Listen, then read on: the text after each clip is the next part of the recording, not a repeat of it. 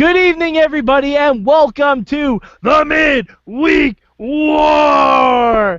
Now, we have set up this hangout, which is now technically a steel cage, and we are here to talk lockdown, because when you talk lockdown, everything must be in a cage except the things that aren't. With me, I'm Madf Mike. You know that. It says it right there. With me is the voice of Inspire Pro Wrestling, Eamon Paton. How are you, sir? And how is that hair? It's great. Yeah. Despite all our rage, we're just a couple of rats in a couple of cages. Is that how the song goes? No, not really. But it's TNA Impact. It's lockdown. Technically, I think the rats are in puffy coats now, but we'll get into that. Tonio Garza is also with us. How are you, sir? I'm doing good. Today I watched 5 hours of wrestling, and this is our second hour and a half talking about it. So I need to reconsider my life decisions. The life of a podcaster, ladies and gentlemen, the life of a podcaster. See, Garza, if you watch all this shit when it happens, you wouldn't have to binge watch it all in one day today. I actually try, but like on Tuesday I'm watching the Wrestling Mayhem show. That's true, and that's what you should be doing. It's usually a better show, too. It's usually a better show, especially when I'm on. I'm just kidding. I know. We're doing a peace treaty until Tuesday. Oh, God. The Sokovia Accords. All right, so, Eamon, what's your one word for lockdown this week? Oh. That it's not lockdown. Is your one word just oh? Yeah, and it's not a bad O, but it's my reaction when I saw the news on Twitter after we finished recording Mayhem show. Oh. Alrighty, and I'm glad you didn't spoil it for me, even though you kind of did. Anyway, Garza. Whatever. Garza, what's your one word this week? Good. Okay. All right. My expectations were actually really low coming into the show, so as they should be. My one word for this week is Benedict. No. I'd say Arnold, but it's fine. It's fine. We'll be okay. We'll get through it. Eamon, what's your good for this week? My good for this week, for the most part, because I have a part that I would change, but my good for this week was the ending to the main event. For those that didn't see it, for those that didn't get their hearts broken, Rockstar Spud cost EC3 match, slammed the steel door in his face, and bashed his brains in with the chair. And took his bow tie off. Bow tie is off. And I like it in the sense that this was built very subtly. This was something that I thought told a good story overall. The stuff that they, obviously we mentioned before, the stuff with EC3 and Rockstar Spud we really enjoyed because of the dynamic of EC3 being a face, but still having this history with these past people. And, Rockstar Spud got put through hell by EC3. It was a year ago, and they mentioned it was a year ago in London where they had that match where EC3 shaved Rockstar Spud, and they were bloody, and he thought he was gonna show his respect to him, and then he turned on him again, and really embarrassed Rockstar Spud, and so it works. It works. It absolutely works, and all the credit in the world to TNA because they don't tell stories like this very often. Mm-hmm. Yeah, I like how. And when they do it, usually has to do with EC3 and Spud. Yeah. I like how even though we still have to work on the idea of heels and faces, just because EC3 turned babyface and Spud is babyface doesn't mean Spud forgives all the hell EC3 make him go through. So I really, really like that. Yeah, and I'll get to it later in my changes I mentioned, but it also doesn't necessarily have to mean that Spud's a heel. No. Yeah. You can argue what he did was justified. Mm-hmm. May not justified, but understandable. Because, like I said, A lot of the heels in TNA have that quality where when they define their actions, they're actually right. well, I mean, and not in usually that happens when we say that that means in a bad sense where the heel shouldn't be right. But he should Spud, you know, like I said, EC3 tormented that company for a year or like 2 years, you know, put Spud through hell. So I understand Spud's mindset, Mm-hmm. and that's good. Yeah. You know. Garza, what was your good this week? Maybe a surprise, but the knockouts. I really liked the what is it? Lethal Lockdown. Sorry, Mm-hmm. I really liked the Lethal Lockdown. The only thing I found annoying is that from the start the chicks were trying to get the weapons. I'm like, no, you're supposed to wait for the ceiling to drop. Well, to be fair, there was no ceiling to drop. Yeah. they didn't have the mechanics apparently. Yeah, but no, yeah, like I was really surprised. I was worried because we were gonna have chicks that suck at wrestling have to like wait for the other ones to come in, so we're gonna have like a lot of Velvet Sky like wrestling. But I was surprised like they made it work. Some shots they took, like I was surprised how Velvet Sky and Gail Kane like kicked the shit out of what's her face with the little hat. Rebel. Yeah, Rebel. Rebel looked pretty good in the match, I thought. Yeah, when they got her with the kendo sticks, I was like, shit. Like, ugh. Yeah, even some of the stuff she was doing offensively looked really good. Yeah, so I really liked it. I liked the Maria swerve. I found it really funny that she changed to her gear just to swerve. Just to come out and fuck with them. Yeah. Just to come out and fuck with them. Yeah, exactly. And I love the Nia Jim. Seems like she will become the head of the dollhouse, and I hope so. I cannot wait for her to get her title shot and take the title. Because I mean that's not a spoiler. I actually don't know, but I really hope she does. I think they're leaning more towards Maria, but yeah, I like that. I like that she's the one taking over. I think they are leaning toward Maria. I could also see them dropping the belt to Jade and doing a sort of side feud with Gail and Maria. That'd be smarter, yeah. I just think she deserves it because she's been working her butt off and she's been given just shit for so long. So to let her kind of get more is really always a good thing. All right, my good this week is the in-ring promo with Spud and EC3. Yes. Because it was the last time I believed in true friendship. No, it was a really like, and it was very, very subtle. Like, I knew what was going to happen because I saw people getting ready to spoil it for me while we were doing the Mayhem show. But if I hadn't, I only would have mildly thought it, because Spud was very he was very careful about his wording and what he said. Yeah. And it was just really these two guys. They're so fucking good at what they do.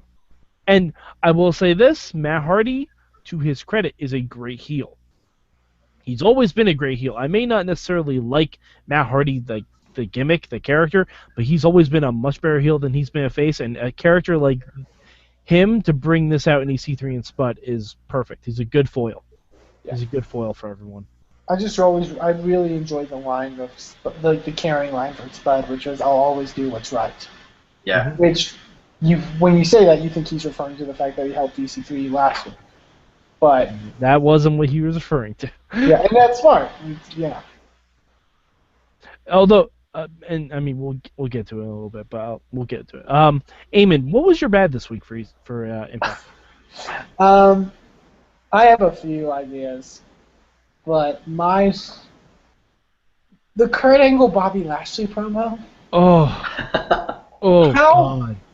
How bad was it? Was it just me, or was that really bad? Why did we have to send Kurt to England?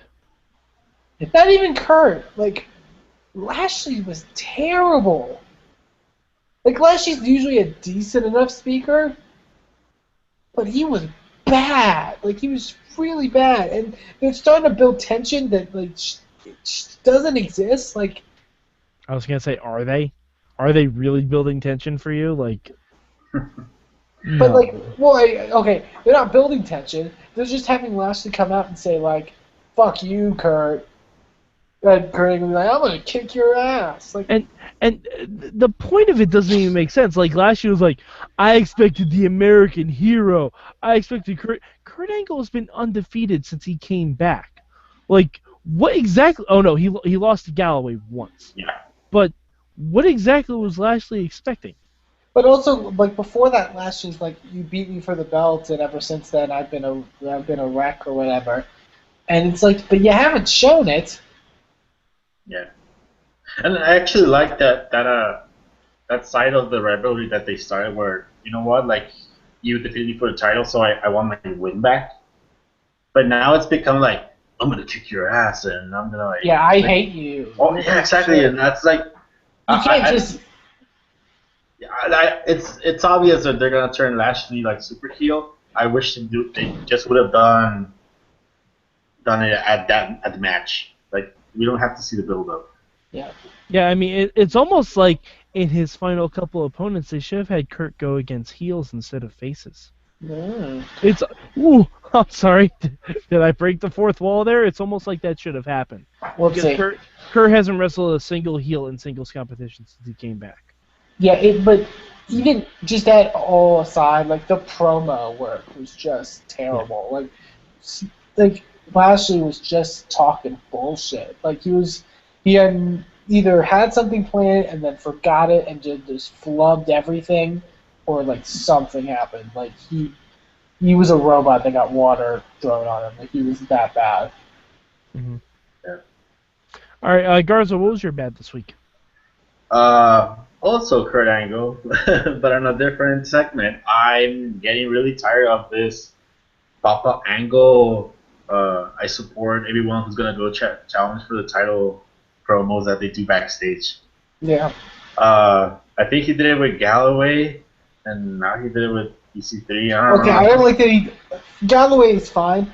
I don't get why he did it with EC3.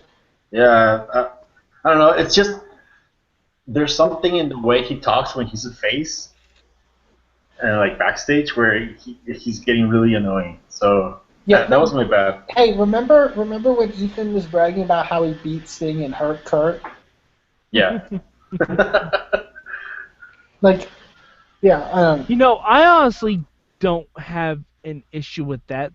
At least Kurt's part of it. I think EC3 should have played it differently.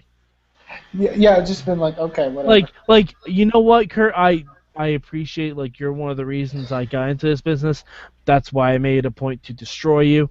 Like just a little dig here, like because that was his whole thing that he beat Sting and hurt Kurt. Like that was his whole big angle. But yeah, I don't have an issue of Kurt's because Kurt's comments are probably hacked.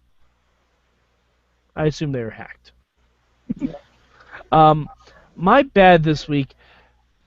I was gonna give it to the end of the main event just because it seemed a little bit too similar to Eric Young when he turned on Bobby Roode, but I'm going to go and say the X Division.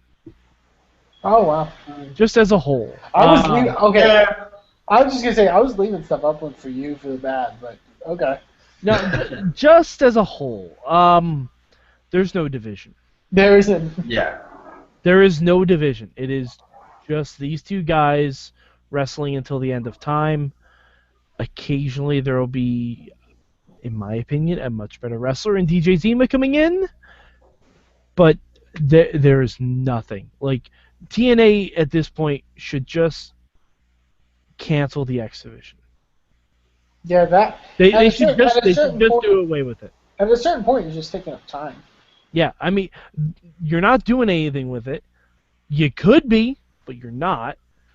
It doesn't make it doesn't do anything for your product. Not anymore. I hate to say it, there's a reason WWE ditched the Cruiserweight division. That's because they weren't doing jack shit with it. If you're not going to do jack shit with the X Division, then don't have it. Don't have it. Have those guys wrestle for the King of the Mountain belt. Make that the third title that people actually want to have, and you're not sticking it on one end of a tag team. I mean, that's just me. Unless they seriously plan on revamping the X Division, which, as we found out in the Asylum shows, was one of the staples of TNA. One of the things that made them different from everybody else. Now it is the anchor that drags down every show. Well, it doesn't. It's also not different anymore. It wouldn't be different anymore if you put that old X Division in this scenario, because wrestling's changed. You know, like there's no need. I mean, I say this as we're about to do a global cruiserweight series, but there's not cruiserweight wrestling anymore. Everyone's just kind of, because everyone's a different size and everyone's kind of mingled. So you don't really need cruiserweights. Like, yeah, everyone does flippy shit like on their own anyway. Yeah. Like you have fucking Cage doing flips. Or... This is true. And we have guys like Ciampa and Gargano and all that stuff.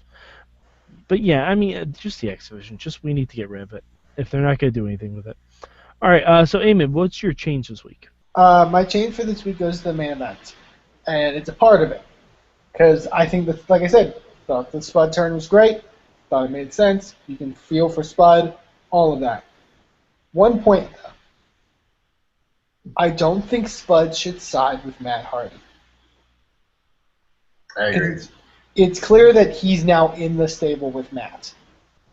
And I don't like that part. I don't know if it's necessarily clear. He walked out with Matt and Rebby. Hey, Eamon. Eric Young was never a part of the Beatdown Clan. That's fair. That's fair. And hey, if that's true, that's great. Because that's how it should be. Because the reason you feel for Rockstar Spud is you can see his point of view in that he is a good guy deep down inside, and he has been treated like shit, which is why he turned on EC3. Matt Hardy is just as much of a piece of shit as EC3 was. But Rockstar Spud doesn't know that because Matt Hardy hasn't been a piece of shit to him. But it's clear. No, but see, here's where I'm hoping they go with it. I would argue he has. Not as big of a piece of shit as EC3 was. Because EC3, even when they were aligned together, was a piece of shit to Rockstar Spud. But I'm hoping, and this may be too creative for TNA, I'm hoping that Spud next week says, okay, I helped you beat Ethan. Now, I want to do what he couldn't. I want a title shot. Like, I hope that's the route they go with it. So, like, so they give Spud the belt, and then so basically. No. Spud doesn't have to win. Spud doesn't have to win. I want Spud to do this for his own motivation, and then Ethan can come back and say that Spud helped out Matt Hardy because Spud knows he can beat Matt Hardy, and he knows he can't beat EC3. Like, that's fair. I think that's a cool way to go with it. Basically, I want Spud in the mix for this title. I know that's not where we are going. I haven't read spoilers or anything, but it's obviously it's going to be a lull until we get back to the States and Jeff Hardy can wrestle, and then it's going to be Jeff versus Matt. It's going to be Jeff versus Matt and EC3 versus Spud. Yeah. Which is unfortunate. And if they wanted to combine that into a four-way match, I'd be totally cool with that. But they could. Yeah, I mean they could. I don't see it happening. No, because let's be honest, Jeff's getting that title at the end of the day. Yeah, but Jeff's getting that belt. But I mean, there's no reason why you couldn't do add EC3 to the Jeff versus Matt feud. Yeah, I guess. I don't know. I want Spud in the mix. Like, he made a big power move. I want him to be rewarded for that. Yeah. I just don't think he'll have anything to do with the title because I don't think his motivations have anything to do with the belt. I think they should. I like your idea. I just think that it's more about a personal reason and it's more about doing, like you said, doing what's right. And I think it's a case of, if that's the case, the guy who was calling your boss or whatever that you were so close with for however many years, calling her a what do you call it, a whore or something or whatever in that promo, and like yelled at her a bunch. It's clear that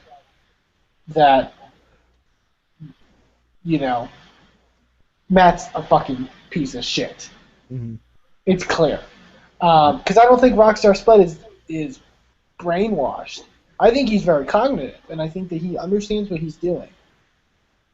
Yeah, I'll agree with that. I just don't think he should be with Matt Hardy at all. And I like you said, it could be a case where that's not what happens. But I also didn't really like the commentary because immediately Josh goes, "That piece of Rockstar Spud," basically.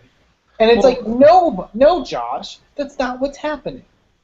Well, far be it for Josh and the Pope to understand subtlety. Fuck it, Why would I even, Yeah. All right, Garza, what will be your change this week? My change would be we're seeing now what's gonna follow for the decay with Jimmy Havoc, and I actually find that really interesting. I like the idea of Jimmy Havoc trying to steal Steve's girl, and they have threesomes for some reason, I guess. I think Abyss just watches. That's what I didn't get, but he definitely watches and does his impression of Jacob Goodnight in the corner and just jerks it. But I think if they're showing like a follow-up for the Decay, I think they should have done a follow-up for the Wolves, who are actually the champions, and just like a promo saying like, we defeated the Decay, we know the Beer Money has their title shot, and we know that Bram and Eric Young are a tag team, so we're kind of like just, I don't know, like awaiting the next. Waiting the next challenger or something. Okay. My change this week. We need to duct tape that fucking mask on his head. I was gonna be a shitty person and say, hey, why couldn't we have changed which member of the Beautiful People we took out of the match, huh? No. Why couldn't we have done that? But I'm not going to. I'm gonna say, get duct tape. Duct tape that shit around Grado's head. Because he's had 2 matches as Odarg or Ograd. I couldn't even type it out when I was typing out the description because it's such a fucking stupid name. But he's had 2 matches and the mask has fallen off twice. And since when can you win a match at Lockdown by escaping the cage? That's the thing. Sometimes you can, sometimes you can't. When has that been a thing? Well, they played it up in the X Division match. And they claimed it in the world title match, too. When has that been a thing? I'm trying to think. I do not remember that ever seeing that at a Lockdown match. Actually, it has been a thing, but they have to like straight up specifically say, yeah. This is a match for you to escape. I don't remember them saying that at all. There's been times, I remember times where it's happened. Yeah. Well, then Christy Hemme needs to get her shit together and needs to fucking announce that. Well, that's the thing. They go back and forth on it. It's when it works for them. Yeah. Yeah, but announce it then. No, I understand. Yeah, I mean, just no. And we need to stop this Odarg stuff. We have to stop it. Like, it's leading to more Billy Corgan on TV. Is that what you really want? Billy Corgan. I'm sorry. This is one more thing. Billy Corgan. Is that really how you want to be portrayed on TV? Looking like fucking Ralphie from A Christmas Story? Like he was wearing a puffy coat and a hat. You couldn't even tell who the fuck it was. Like, until you saw a bunch of rats in cages around him, I had no idea who the fuck rats in cages. But we need to stop this whole thing. Just show us the footage that Eli Drake switched briefcases, and let's just get it over with. Let's just get it over with, get it done, and be through with it. I'm okay with this program if it means we keep getting Eli Drake faces and Jesse Goddard slapping in the back. Like that really makes everything worth having. I'll say that Jesse Goddard is great. Jesse Goddard is Eli's Alexa Bliss. Yeah. Yeah, like I don't know. I just like what would really take away this entire story if Eli cashed in his briefcase. Yeah, actually. Like I honestly think he should, because then there's nothing for Grado to say. Oh well, oh, he cashed it in. Like you got to do something with this, and it doesn't need to be that long of a story, but they've already dragged it out for way longer than it should be. Mhm. Alrighty, so Eamon, where'd your rank Impact this week? Where'd your rank Lockdown? Impact and Lockdown is my number 4 this week. That makes it sound bad. There's stuff I liked on this week's show, definitely. I think Impact is clearly doing something different than what they've been doing before. And they're clearly trying to do some subtle stuff, which TNA never does. And that's good. I do think there's stuff they need to change. For example, if you're going to do more subtle stuff, and if you're going to do all that, you got to replace your commentary team, because they don't know how to play off the subtleties. Or you can at least instruct them. I still think if you instructed them, it's not. It's a case of, and it's not. I'm not saying this to be mean or knock on them, but they're just not the kind of people that can tell that kind of story. They're not. But yeah, there's some changes that need to be made. This has been the most passable show I've seen. Like, I don't get mad as much watching Impact anymore. You know what I mean? Like, I don't get angry. Like, what the fuck are you doing, you fucking idiots? I get angry for the right reasons. Yeah. Like Spud turning. I got angry at that, but that was the correct response. Like, I don't feel bad watching the show anymore. You know what I mean? It's not tedious anymore. Yeah. I remember last year when we stopped doing Lucha Underground, and like the very first week that we had to do the shows without Lucha, like TNA felt like really, really tedious. It's like, fuck me. Like I'm the guy who likes Impact. Like I'm okay with it. Like I don't get mad at it. But it came to a point where I was like, oh man, I gotta watch Impact. Mm-hmm. And now actually like this week I came in and I really want to watch Impact, because like I was already kind of spoiled on some stuff, but I was like, I really want to watch that thing go down. Yeah. All right, Garza, where do you rank Impact this week? I gotta rank it number 3. It was a good show, like I said in the beginning. My expectations were low because like you hear stuff like Lethal Lockdown with knockouts. You hear stuff like Beer Money versus Eric Young and Bram. What's like 48 now. Stuff like that. I was spoiled on the spot turn, and I was like really accepting like, oh man, it's gonna be another fucking Russo swerve. But I was really surprised how they did it. Like I really, really liked the spot turn. And like the wrestling all around was pretty like good. So yeah, it's a high number 3. Like I said, all the shows were pretty decent this week. So yeah. Yeah, I'm also giving it number 3. I think we have the same ranking this week, Garza, for everything. I think so. Yeah. Yeah, I mean, Lockdown, definitely not a perfect show. I'm mostly giving it number 3 because of the ending and because of the stuff they could do with Rockstar Spud, because he's one of the most underutilized guys they have. And if this turns to shit, you can bet your bottom dollar that TNA's rating is going to turn to shit for me again. But in the meantime, I want to see where they go with it. I think it's definitely a good way to go. Not necessarily the way I would have gone about it, but when the guy you want wrestling your champion can't leave the country, this is a good way to go about doing your business. Yeah. It's one of those shows where like all the execution was right, but it all depends on how they eventually follow up. It's like we were saying, like it's awesome that Mia Yim got the pin and the Dollhouse won. Yeah. But let's see how they follow it up, Yeah, it's like when we saw that. Oh, good, the knockouts are in the world title tournament. Maybe that no. Yeah. No follow up on that at all. Which honestly is a huge thing they should have capitalized on. Yeah. That's a huge thing they should have capitalized on. But all right, so Eamon, where can the good people of the internet find you? You can find me on Twitter at Eamon2Please. You can also check out Inspire Pro Wrestling on Twitter at Inspire Pro Wrestling, and check out the next event that we have that's going to go on this Sunday in Austin, Texas, that you can find out more about at InspireProWrestling.com. All right, and Garza, how about you?